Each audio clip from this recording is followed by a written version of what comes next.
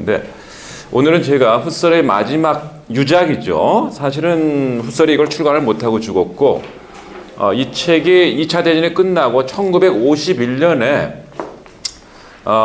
저희 그 제자들에 의해서 출간된 그 책입니다. 유럽 학문의 위기와 선험적 현상학이라고 하는 타이틀을 가진 그런 책이고, 상당히 반향이 컸던 책입니다.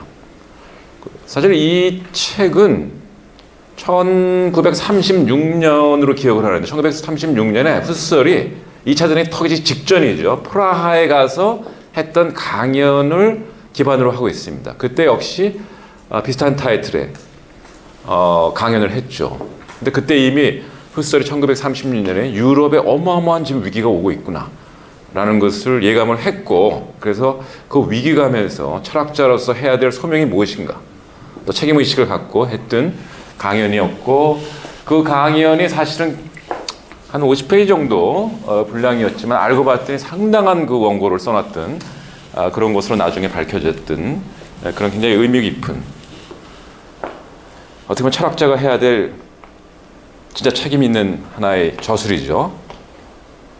조금 여담을 하면 저 같은 철학자는 아직 안 그렇지만은, 철학은 사실 그 역사의 고통을 함께 해야 진짜 철학이죠. 그냥 철학이 뭐 논리적 작업이나 말장난하는 게 아니고, 진짜 역사의 어떤 고통에 동참하면서 그걸 어떻게 극복해내야 될까라는 것을 고민하는 것이 철학이라고 할 수 있는데, 훗설의 마지막 작품이 바로 그 책임의식을 철저히 수행한 그런 철학이라고 할 수가 있습니다.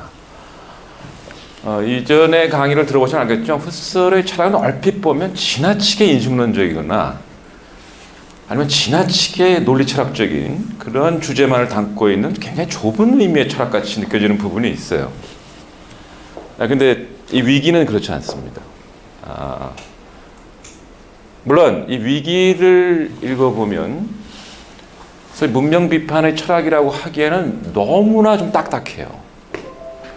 특히 이제 오늘 할 내용도 사실은 유럽 학문의 위기, 또 유럽 문명의 위기를 그야말로 훗설이 논의하는 대주제로 걸고 얘기를 하지만은, 그 위기의 뿌리를 찾아가는 데 있어서는 사실상 우리가 요즘의 철학적인 분류로 얘기한다면 과학 철학 아니면 학문이론, 독일에서 학문이론이라는 말을 많이 씁니다. 영미권에서 과학 철학이라는 말을 많이 쓰는데, 독일에서는 과학, 소위 자연과학을 포함한 모든 학문의 타당성 근거를 찾는 그런 그 일종의 철학의 분과를 학문이론이라고 하는데, 사실 굉장히 학문이론적인 관점에서 문제를 접근을 하고 있습니다. 그래서 사실 쉽지는 않아요. 또 특히 이제 현상학자들이 조금 반성해야 될 부분이 있는데, 많은 현상학자들이 사실은 과학하고 수학 지식이 좀 모자랍니다. 그래서 이 문제를 잘 안 건드려요. 그래서 훗설의 그 마지막 저작인 위기가 그 근대 서구 문명의 위기를 어떻게 보면 끝까지 파고 들어가는 건데, 그것을 사실은 잘 전달하지 못하고 있는 부분들이 있습니다. 그래서 오늘은 훗설의 위기라고 하는 작품을 특히 거의 학문이론적 관점, 나아가서는 근대 학문이 성립되는 그 과정, 또 그리고 그것이 결국은 우리의 삶과 어떻게 연관되는가 라는 문제를 중심으로 해서 여러분들과 함께 좀 생각을 나눠볼까 합니다. 자, 그래서 오늘 얘기할 큰 주제를 분류를 해본다면 한 3가지 정도가 될 수 있어요. 첫째, 훗설은 사실 유럽 학문 자체를 유럽 근대성 그 자체로 보고 있습니다. 그 근대성이라는 것 자체가 학문의 시대다라고 보고 있어요. 그 얘기는 뭐냐면, 근대 이전의 시대는 학문의 시대가 아니었다는 거죠. 그래서 근대가 아닌 시대를 구분하는 결정적인 기준은 그 문명의 기체가, 독일어로 비센샤프트라고 하죠. 학문이냐 아니냐는 문제죠. 그 얘기는 뭐냐면, 중세 같은 경우는 중세의 문명의 근간이 뭐죠? 종교죠. 그런 면에서 사실은 훗설은 근대성을 근대 학문과 내지는 학문 전체와 등치시키고 있다라는 것을 먼저 얘기를 하고요. 그래서 그 유럽 학문의 위기라고 하는 것은 그냥 학문의 위기가 아니라 유럽 문명의 위기예요. 또 동시에 근대 유럽이라고 하는 것은 사실은 근대 세계를 만들어낸 그런 문명 아니겠습니까? 소위 말하는 지금 말하는 제1차 세계화가 소위 유럽을 근간으로 해서 이루어졌다고 할 수가 있겠는데, 그래서 유럽 학문의 위기는 유럽 근대 문명의 위기인가 동시에 근대 세계 문명의 위기라고 얘기를 할 수가 있겠죠.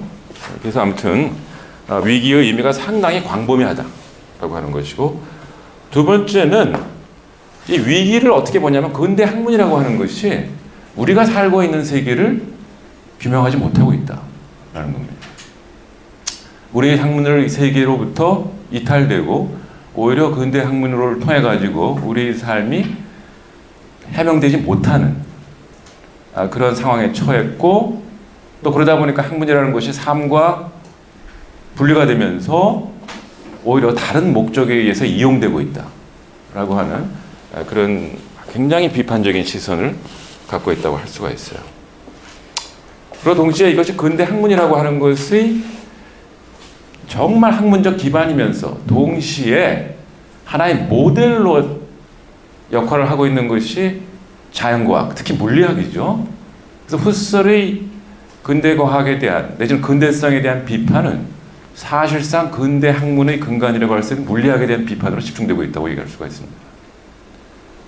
이거는 굉장히 과감한 거예요. 왜냐하면 오늘날 우리가 물리학에서 발견된 내용들을 비판한다는 것은 이건 시대의 이단화가 되는 겁니다. 굉장히 위험한 작업이죠. 그럼에도 불구하고 후설은 이걸 과감하게 해내는데, 왜냐하면 자신감이 있어요. 왜냐하면 후설이 원래 철학을 하기 전에 공부했던 것이 천문학, 물리학, 그 다음에 수학에서는 당대 최고의 반열에 오른 사람이잖아요. 당대 최고의 탑 수학자 중에 한 사람이었습니다. 그렇기 때문에 사실은 이런 과감한 소위 근대 학문에 대한 비판, 또 도전을 할 수가 있었다고 얘기를 할 수가 있죠. 그리고 이제 해결책으로 내놓는 것이 이 선험적 현상학이라고 할 수 있습니다. 그래서 오늘 그리고 내일 거쳐서 제가 얘기할 내용은, 첫째, 왜 후설은 근대 문명 자체를 문제 삼기 시작을 했으며 또 근대 학문을 그는 어떻게 진단을 하고 있는가, 또 그 진단은 동시에 근대 학문의 성립 과정 자체를 철학적으로 현상학적으로 성찰하는 그러한 사유의 길로 들어서는 것이라고 할 수가 있겠고요. 그 다음에 그걸 통해 가지고 근대 학문이라는 게 세계를 잃어버렸다 그래요. 자, 우리 일반적으로 근대 학문을 통해서 세계를 찾았다고 생각하는데, 예를 들어서 자연과학은 그야말로 실증 학문 아닙니까?